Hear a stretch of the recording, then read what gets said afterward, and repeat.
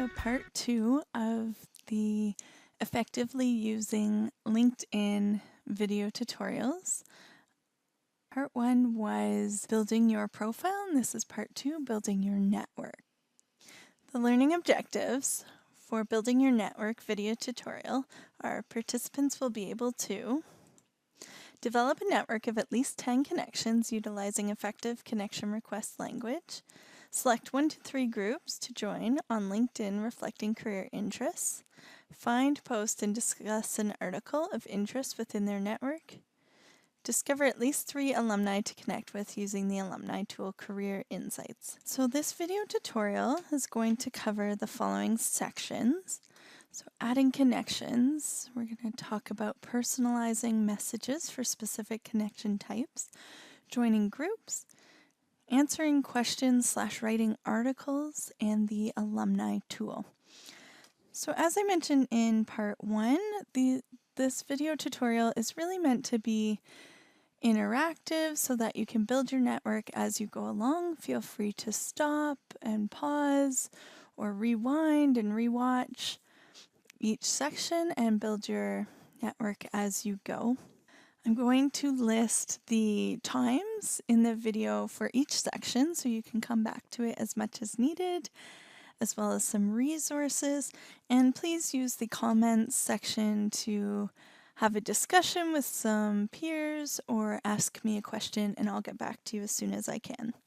So in the last video, I talked about why having a profile is important. So in this video, I want to talk about who uses LinkedIn. So this is a slide directly from LinkedIn, copyright 2013. So this is who is on LinkedIn. There's 259 million plus professionals. Now this was from 2013, so it's 2018 now. I'm sure we have quite a few more than that, but that quantity alone is quite huge. 3 million plus companies, 60,000 college and university alumni groups, 30 million students and recent grads. So the same as you, a student or a recent grad. But I like the right side here.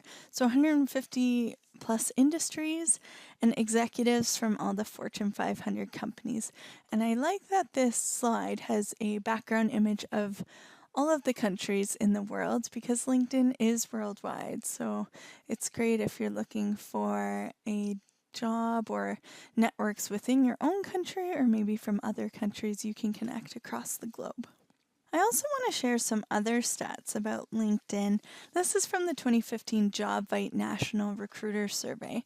So 1,404 recruiting and human resource professionals spanning several industries completed this survey.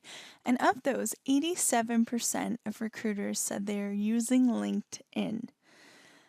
Also, 78% said they use referrals, and 56% said they use social networks when they're trying to find candidates for hiring for certain positions.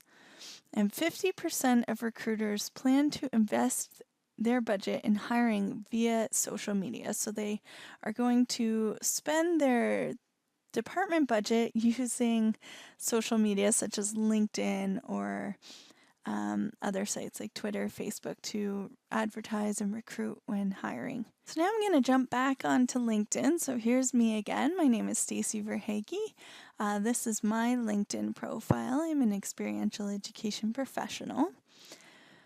So, building your network. So if you just created your profile, you likely don't have too many connections. Maybe you started with a few people you know, maybe some of your professors or classmates or some of your friends or old colleagues. You probably just have a few people if you just started. LinkedIn does prompt you as you're setting up your profile to connect to your address book and add some of those people. So I'm going to go into my network here, and I have 529 connections. I've been on LinkedIn for quite a while, so it took me quite a while to obtain all those connections. So you won't have 529 overnight, but you'll get there and have quite a few. Good way to find connections. I like to look at one of my colleagues' profiles. I'm going to pick Anthony, for example. Anthony and I have been working together for a number of years, so we likely have connections in common. This is saying 10 mutual, so we already have 10 people in common, but I'm sure Anthony is connected to some other people I know as well. So I'm going to look at his connections by clicking See Connections.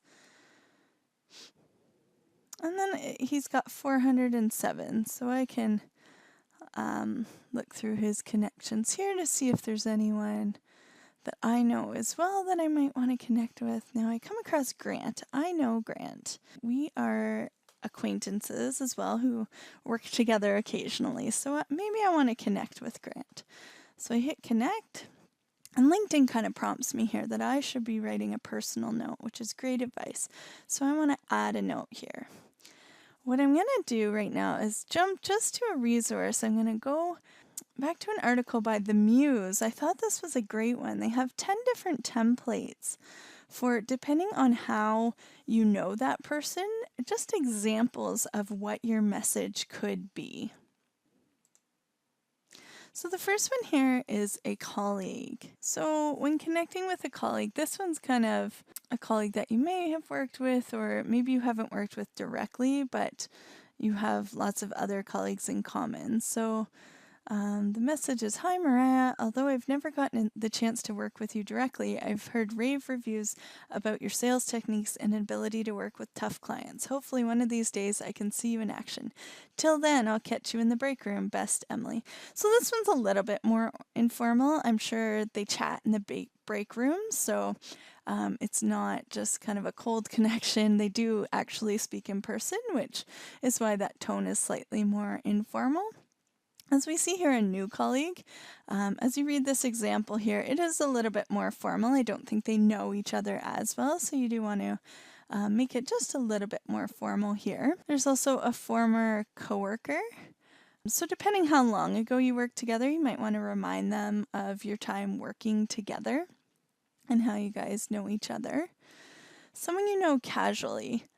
This one's great. So if you were introduced by someone else, you definitely want to mention that person. So in here it's saying, "I'm glad Erin introduced us." Make sure you remind that connection, how you might know them or who you have in common.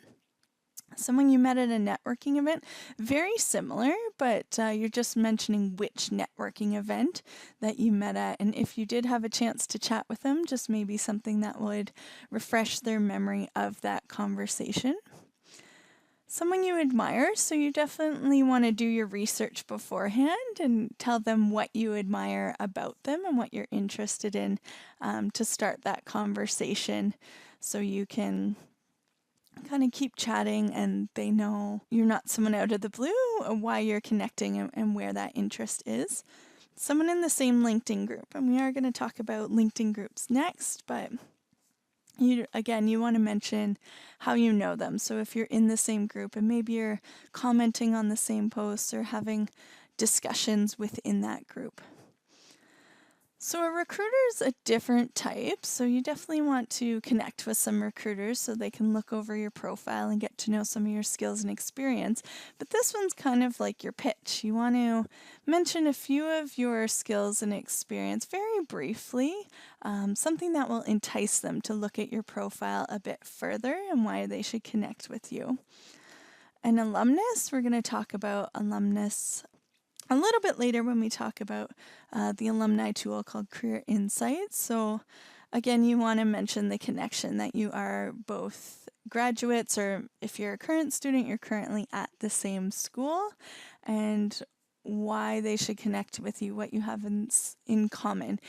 Are you in a similar program for them? Do you have some questions about what they do now? That type of thing. And then the last one is someone you want to work with. So again, you want to do your research on that person and kind of pitch to what specifically are you interested in that you want to talk to them more about. LinkedIn gives us some great advice, and they say research before reaching out. Review a person's profile before contacting him or her on LinkedIn. You'll make a stronger connection by highlighting things you have in common or specific aspects of his or her experience you want to discuss. And they also make a good point, and I am going to emphasize this in all three of my video tutorials. I can't say this enough. In your message that you're sending out, or if you're writing an article, proofread, proofread, proofread. Make sure you check it at least 3 times before you send it. You do not want to send any spelling or grammar mistakes. It just shows that you're not paying attention and you don't care that much. So double check, triple check. Make sure you have perfect spelling and grammar to really show that you're detail oriented and you care. Now I'm going to move on to the groups feature. So the easiest way to find a group is just to search. So let's say I'm interested in marketing and I'm located in Ontario. I'll add Marketing Ontario and see what comes up here. Now I can filter. I do have some people that come up, but you see the tabs up here: people, jobs, content, more. So I'll click more and I'll go to groups. And I see 42 results of different groups that contain Ontario and marketing. So just change your keywords up here if you're looking for something different. I'm going to click on the Ontario Tourism Marketing group. I can see that it has 588 members. There's a little blog about this group. And the admin is Mike Friskney. So he's going to approve or deny it. And I can also see if I know anyone in the group. So all I have to do here is click the Join Group button. I already did that. So my join application is pending. So I will get a notification once that is submitted. So up here I can see my group highlights, my groups discover. So I'm going to click on my group highlights. So I am in a number of groups about career professionals, HR, that type of thing. That is my background. So it gives me the highlights of discussions that are going on within my groups that I might want to comment on there. I can click on my groups too. So here are the 6 groups that I am a part of. So I'm clicking on LinkedIn HR #1 group. So that's about joining groups. What I want to talk about within groups and then generally is answering questions and writing articles. So as a student or new grad, I might not be able to write a ton of articles because I don't have a ton of experience in that field, but I do know how to do research, and I do read a lot about different niche areas in the field. So you could post articles that you've read and ask a question about it or ask people's opinion on those articles. That's a good way to start those conversations. So I definitely encourage that you start conversations within your group because that's how you can talk to people who you aren't necessarily connected with. And then if you talk through conversations once in a while, it would be easier to then request to be one of their contacts. And we already talked about what that message would look like when requesting that contact from the person. So yeah, you can post comments about articles. People are also posting a ton of interesting articles. So definitely comment, like them, and join that conversation. So I can also write articles in general. So I'm going to go back to LinkedIn. That was writing articles or making comments within groups. If I want to share an article with all my networking connections and connections of connections to see, I can simply do it right here. I can post an article again, find some articles that are relevant to your industry, and maybe write some comments and ask some open-ended questions about them to get discussion going. And that's a good way to build your network and just show how keen you are for that field and how up-to-date you are with current relevant information. So before I move on to the alumni tool, I just want to say it's important to always say thank you. So when someone answers a question you've posted, provides an introduction, or suggests a job to you, or helps you on LinkedIn, make sure you send them a thank you message. The golden rule applies online just as much as it does in person. Okay, the final piece of the video tutorial today, I want to show you the alumni tool, which is great for students and job seekers. So I am currently a student at the University of Ottawa. So I am just going to type which school I'm looking for here, the University of Ottawa. It takes me to their page, and so I might want to follow the University of Ottawa, but I also have this big blue button that says See Alumni. Now it's called Career Insights. This is a great tool for students and job seekers, especially for career exploration. If you can see who you know in a particular company you're interested in. You can see where alumni with the same degree are working and some of their position titles, which might give you an idea of different career options or different fields, maybe a better understanding of some tasks within each role. And alumni are a great way to connect. You went to the same school, there is a little bit of pride in your alma mater, so that you want to help out other students who went to that school too. So alumni are a good place to start for connections, because you can reminisce about what campus was like or what it's like now from what it was like when they went there. So to use this tool, it says where they live, where they work, what they do. If I want to search for marketing alumni, and maybe I can do the show more here. And now there's a lot in Canada, in Toronto. Maybe I want to know who lives in Toronto. Right, so it's filtered just by who lives in Toronto. And then I can see where they work and what they do. And so they've listed some areas of their jobs, but I can also see who they are. And not always do I have this connect button, but I can connect to all these people and it will tell me if I have someone in common too. So I might be able to talk to the connection I already have and get an introduction to this other person. So there's lots of alumni here. I can click on their name, I can look at their profiles and see what they're doing, what they're up to, what their career path was, and that helps me start a discussion to ask them some questions of how they got where they were and if they have any advice for me. So I encourage you to really browse through this and check out the alumni tool. The last thing I want to leave you with in this video tutorial is to really be responsive. Reply within a few days to connection requests, personal messages, or comments on group discussions that you post. Stay on top of your LinkedIn inbox. This will keep you top of mind with people and opportunities. So if you ask questions, make sure you answer in a timely manner. They are taking the time out of their day to reply to you, so it's up to you to thank them and keep that conversation going. So thanks for listening to part 2, Building Your Network. There will be a link right here to the next video in our tutorial, which is Finding Jobs.